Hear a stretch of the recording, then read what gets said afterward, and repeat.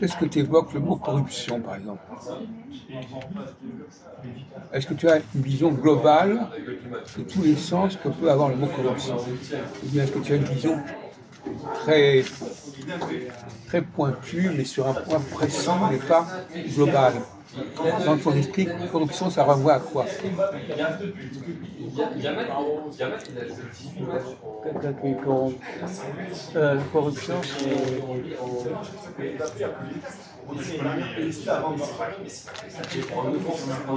c'est comme un faussaire. Corrompre quelque chose de...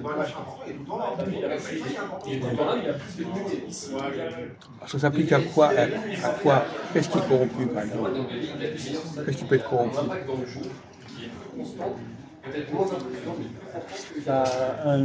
Un agent municipal. Oui. Alors, qu'est-ce qu'il y a d'autre chose? Est-ce que la corruption peut s'appliquer à d'autres cas que ça? Sûrement. Comment? Sûrement.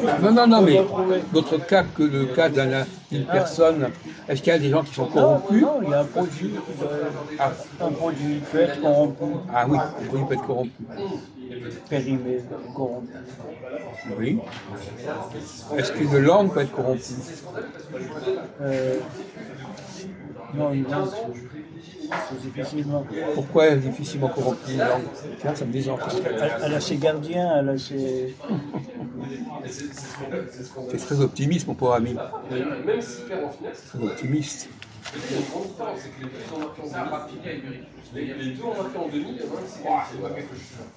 Mais d'ailleurs, la question n'est pas là. La question est qu'est-ce qui indique qu'une langue est corrompue? Je ne peux pas savoir si elle dernière ou pas, la raison est le résultat. Est-ce qu'il y a des langues qui sont corrompues? Et qu'est-ce que c'est qu'une langue corrompue? Qu'est-ce que c'est qu'un savoir corrompu? Quand on se moque d'elle, quand on la tord. Pardon? Quand on la tord.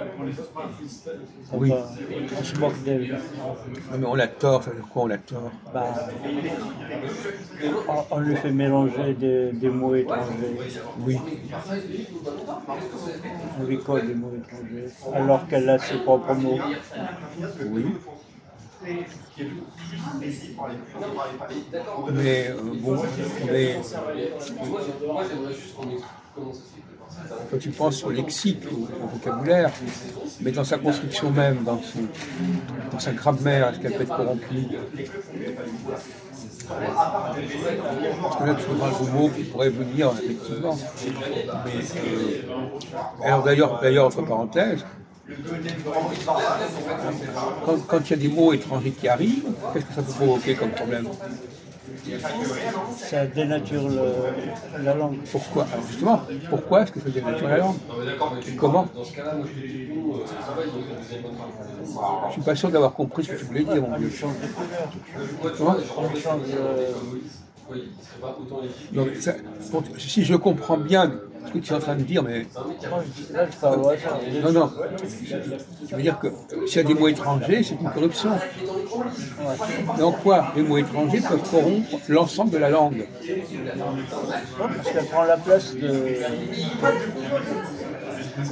vocabulaire. Oui. Mais est-ce que ça va affecter l'ensemble de la langue? Oui. Un peu. Ça commence.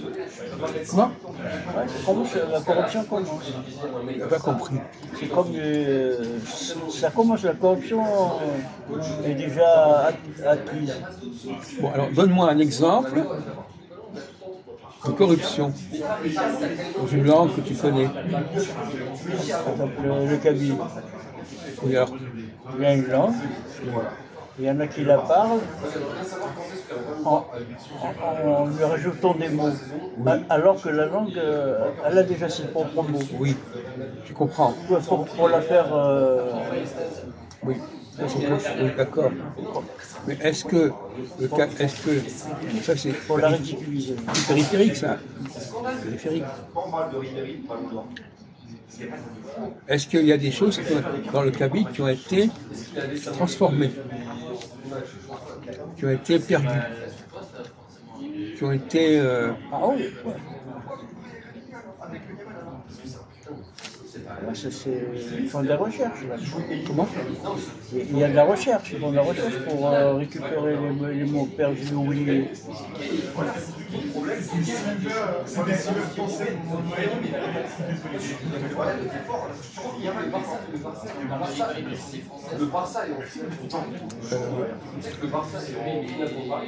On a déjà parlé d'un... Bon, tu connais un peu l'arabe classique, quelques mots de grammaire. Comment on dit j'ai écrit en arabe? J'ai écrit en arabe traditionnel ou même en dialecte arabe. Comment on dit? Katabtu. Alors, katabtu. Pourquoi est-ce qu'on dit katabtu? Et comment on dit tu as écrit? Tu as écrit Katabta. Bon. À une femme ou à un homme? Ça change rien. Non, un homme. Un homme. Et si c'est une femme? Katabti. Katabti. Voilà. Alors, comment on dit tu en arabe? Anta.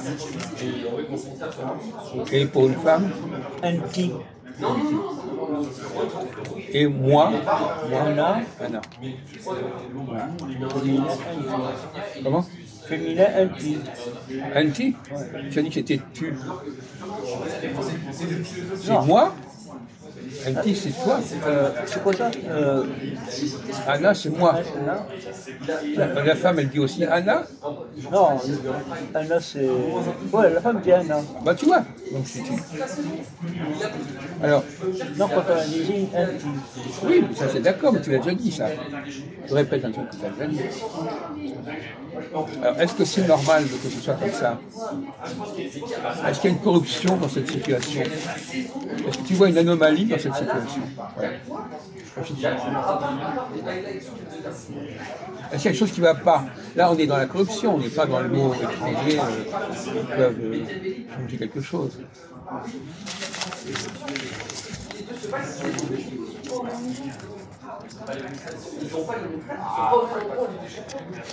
Tu vois quelque chose qui n'est pas logique. Le structurel, mathématique. Qu'est-ce qui ne va pas? Qu'est-ce qui cloche dans ce dispositif qui est basique, vraiment c'est basique. C'est vraiment la base de la langue.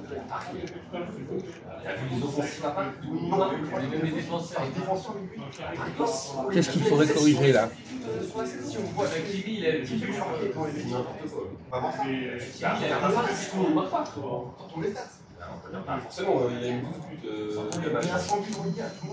Ah oui, forcément, il y a même pas. Alors, on va Anta Katapta.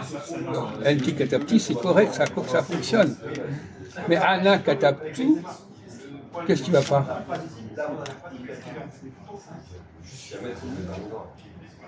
Parce que je crois que, de vagues souvenirs, il y a une règle grammaticale. Les amis de Anna. Anna, ils ont une règle qui est en fonction, qui est spécifique. Je comprends pas ce que tu veux dire. Toi-même, tu comprends pas ce que tu En veux dire. grammaire, il y a les amis de Anna. Quoi, des amis? Ouais, les amis vocabulaire. Amis. Ikhwatu Anna. Est-ce que ça répond à la question que je pose, moi? Je comprends pas ce que tu dis. Ouais, c'est pour ça que ça varie, parce que c'est un... Tu nous embrouilles là, tu dis, ça rend pas, la question n'est pas là. Pourquoi il y a Anna ici, Ouais. et pourquoi il y a Kataptu ici?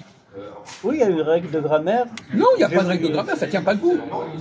J'ai oublié la règle. Mais c'est pas une question, ça tient pas debout. Normalement, le Anna devrait donner ici Katabna. Alta Katapta. Bon, ben c'est pas le cas. Donc là, il y a une corruption. Très ancienne, certainement. Normalement, la forme qui s'ajoute au verbe, elle correspond au pronom personnel. Anta Katapta. Donc, et Anna Kataptu, ça ne correspond pas. Voilà. Je vais te donner un exemple. d'une corruption de la langue arabe. On retrouve d'ailleurs en hébreu. On a la même c'est une très vieille corruption qui fait qu'on n'a pas droit de mettre Katabtu avec Anna. Ça ne tient pas debout. Katabtu, ça doit correspondre avec Anta. Bon. Tu es d'accord avec moi? Quoi? Il y a une règle grammaticale, Ikhwatu Anna. Ikhwatu Anna, c'est une exception. S'il y a un ou, par exemple, c'est une exception. Il y a le ou au lieu de a. Mais le t, le ta. Ouais. Non, le ta. Ouais. Tu le gardes ou pas? Le ta, le t. Ouais.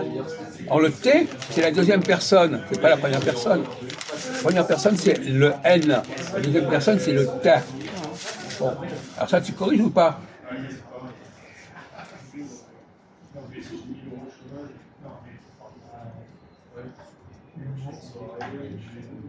Tu peux employer le ta pour la première personne. Oui, mais oui, je suis d'accord, mais je te dis que ça existe une règle grammaticale. Oui, d'accord. Bon, écoute, tu la connais pas, et c'est pas la peine d'en parler. Hein.